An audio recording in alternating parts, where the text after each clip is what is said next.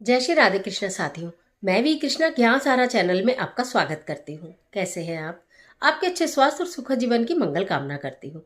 आपके और अपने इष्ट देवों को कोटि कोटि नमन करते हुए, बड़ों को प्रणाम करते हुए वीडियो प्रारंभ करते हैं। साथियों, आज बात कर लेते हैं पूजा पाठ की, यानी कि दैनिक पूजा की। पूजा पाठ में आप कहीं ऐसी गलतियां तो नहीं कर देते कि आपको पूजा का फल प्राप्त पूरा नहीं हो पाता, या हमें ऐसे लगता है हम बहुत पूजा पाठ करते हैं लेकिन हमें फल नहीं मिल रहा, हमारी भगवान सुनते नहीं। लेकिन छोटी छोटी सी गलतियां, यानी कि छोटी छोटी बातों को नज़रअंदाज कर देने से हमारी पूजा खंडित हो जाती है। तो क्या है वो ऐसी गलतियां जिनका हमें विशेष रूप से ध्यान रखना और कभी भी पूजा में वो गलतियां नहीं करनी चाहिए। आज की वीडियो में यही जानकारी लेकर मैं आपके बीच में, चलिए झटपट वीडियो प्रारंभ कर लेते हैं। बात कर रही हूँ पूजा पाठ में। देखिए, हिंदू धर्म में पूजा पाठ का विशेष महत्व बताया गया है। प्रतिदिन घर में पूजा पाठ की जाती है, जिससे हमारे घर में सुख और समृद्धि आती है, देवी देवता प्रसन्न होते हैं। क्योंकि घर, सब कुछ, संसार तो ईश्वर का बनाया, ये घर भी ईश्वर ने दिया है, हमारा शरीर भी ईश्वर ने दिया है। लेकिन फिर भी उस घर में जो कि सांसारिक रूप से हमें मिला है, उसमें भगवान को स्थापित किया जाता है, मूर्ति रूप में, कैलेंडर रूप में, बड़े रूप में, छोटे रूप में, जिस भी तरह आप करते हैं। सबसे पहली बात बता दूं कि हम किसी भी तरह करते हैं, घर के सारे सदस्य करते हो या नहीं करते हो, या एक करता हो, कोई ना कोई पूजा अवश्य करता होगा।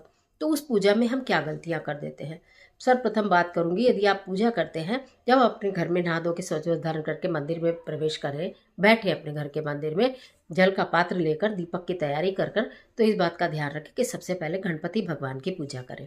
चाहे उनका कोई मंत्र ही बोले, ओम गण गणपति नमः, ओम श्री गणेशाय नमः बोलकर भी आप प्रारंभ कर सकते हैं। गणपति भगवान को तुलसी ना चढ़ाएं। और हाँ, तो तुलसी का, आपने तुलसी की लकड़ी से या तुलसी की मंजरी को आपने पीस कर पत्ती में मिलाया है और आप उस तरह का दीपक प्रज्वलित कर रही हैं, तो इस बात का ध्यान रखें कि वो दीपक भगवान श्री हरि विष्णु माता लक्ष्मी को समर्पित करें, लेकिन भगवान श्री कृष्ण, उनके लिए, गणपति जी के लिए अलग से आप दीपक जलाएं। अगर आप दीपक जला रहे हो, उस तुलसी के दीपक से गणपति भगवान की आरती न करें। उसके अलावा जब हम भगवान जी की पूजा करने के लिए बैठते हैं, उससे पहले हम स्नान कराते हैं। अगर आप प्रतिदिन स्नान कराते हैं तो भी, कभी कभी कराते हैं तो भी, आपने मूर्तियों पर जल से, गंगा जल से छिड़काव करके कपड़े से साफ करते हैं तो भी, आपको केवल उंगलियों का इस्तेमाल करना है, आपको अंगूठे का इस्तेमाल नहीं करना है। कहा जाता है केवल उंगलियों का इस्तेमाल करके ही प्रभु को आपने नहलाना धुलाना इत्यादि करना चाहिए। अंगूठे का इस्तेमाल उसमें करने से आपके घर से सुख सौभाग्य में वृद्धि नहीं हो पाती है, यानी कि वो, बोलूँ तो वो पूजा स्वीकार नहीं हो पाती है। इसी के साथ साथ आपको घर में बहुत तेज स्वर में, बहुत तेज ऊंचे ऊंचे मंत्रों का उच्चारण, बहुत तेज तेज ध्वनि में घंटी नहीं बजानी चाहिए। पूजा हमेशा शांत मुद्रा में बैठकर करनी चाहिए, बिल्कुल शांत मुद्रा में बैठ के करिए। अपने भावों को कंट्रोल करिए। कितनी बार आपने देखा होगा भजन कीर्तन में बहुत तेज तेज तेज तेज, बहुत तेज तेज झूमते। उतनी तेज चिल्लाने की या उतनी तेज झूमने की ज़रूरत नहीं है। आपके मन और तन के अंदर स्थिरता होनी चाहिए। मन भी स्थिर होना चाहिए और आपका तन भी स्थिर होना चाहिए। भगवान जी को जब तिलक लगाएं तो डायरेक्ट आप उससे कुमकुम से लेके, चंदन से लेके नहीं लगाएं। आप उसको पहले अपने हाथ पर रखें, ठीक है, और अपने हाथ पे रखकर फिर आप इस वाली फिंगर से उनको तिलक लगाएं।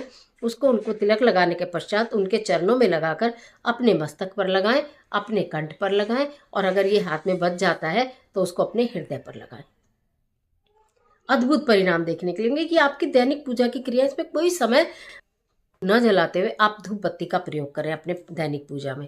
जब आप दीपक प्रज्वलित करते हैं तो कहा जाता है ना, दीपक को ऐसे न कि आपके घर के मंदिर में चाहे आपने दीपक रखने की कोई भी व्यवस्था बनाई हो, तो भी उसके नीचे चाहे एक अक्षत का दाना रखें प्रतिदिन। दीपक के नीचे एक अक्षत का दाना रखें, पुष्प की एक पंखड़ी ही क्यों ना रख दें, या कोई पत्ता ही रख दें, लेकिन रखिएगा ज़रूर। दीपक के नीचे कोई ना कोई एक चीज़ को ज़रूर विराजमान करिएगा। और अगर अन्न धन की कमी है और बहुत अधिक धन चाहिए तो प्रतिदिन एक गेहूं का दाना या एक चावल का दाना अपने दीपक के नीचे रखना प्रारंभ कीजिए। भगवान श्री हरि विष्णु को, शालिग्राम जी को आपको अक्षत नहीं चढ़ाने हैं, चावल नहीं चढ़ाने हैं। बहुत देखा है हमने कि आप तिलक लगाए रोली से और चावल लगाने का कि वो है कि भी चावल लगाते हैं, उसके बाद अक्षत लगाते हैं, लेकिन आपको उन्हें तिल लगाना है। इस बात का ध्यान रखिए। आप जहाँ बैठकर पूजा करते हैं वो वातावरण साफ होना चाहिए, सुगंधित होना चाहिए, शांत होना चाहिए। अशांत मन से या अशांत स्थान पर पूजा ना करें। यदि आप दैनिक पूजा करती हैं और आपको लगता है कि आज घर में बहुत कोलाहल है, बहुत शोर मच रहा है, या कुछ चीज़ें चल रही हैं या बच्चे शोर मचा रहे हैं, तो निश्चित आपका जो मन है वो डाइवर्ट हो जाएगा, ध्यान डाइवर्ट हो जाएगा, आप पूजा में नहीं लगेगा। तो थोड़ी देर के लिए पूजा घर में मत बैठिए। आप तब बैठिए जब आपको लगे कि अब मैं मन लगाकर पूजा कर सकती हूँ। तो इस बात का आपको ध्यान रखना। पूजा के काम है, रोज रोज प्रभु के समक्ष आप बैठते हैं, लेकिन छोटी छोटी गलतियां कर देते हैं जिसके कारण पूजा का फल प्राप्त नहीं हो पाता। तो इन बातों को ध्यान में रखते हुए प्रतिदिन पूजा कीजिए, आपका घर सुख समृद्धि से भर जाएगा। आज के लिए इतना ही, इजाज़त दीजिए। आशा करती हूँ वीडियो आपके लिए बहुत उपयोगी साबित होगी। मिलती हूँ एक और ज़बरदस्त वीडियो के साथ। तब तक हंसते रहिए, मुस्कुराते रहिए, अपना और अपने अपनों का ख्याल कीजिए। वीडियो अच्छी लगे तो लाइक कीजिए। इस तरह के तमाम वीडियोज़ के लिए चैनल को सब्सक्राइब जरूर कीजिए।